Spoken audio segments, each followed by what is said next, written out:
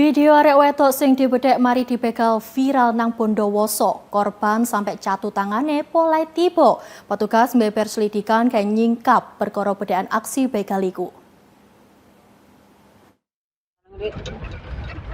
Aku. Setokol di mana? Aduh. Koyok ngene iki video sing viral marek nggawe geger warga Kabupaten Bondowoso. Siji arek wedok ditulungi warga sing numpak motor. Arek wedok jenenge Aurel Aulia, 21 tahun, warga Desa Jetis, Kecamatan Curah Dami iki, tangan marek raine catu kabeh, poleh tiba teko Bronfit tepak dibegal uang nang dalan sepi. Kedatiane dhewe Kamis bengi wingi. Korban dibedek dibegal uang nang daerah SDN Pancoran Telu, cidake kebon kakao, Desa Pancoran, Kecamatan Kutha, Bondowoso.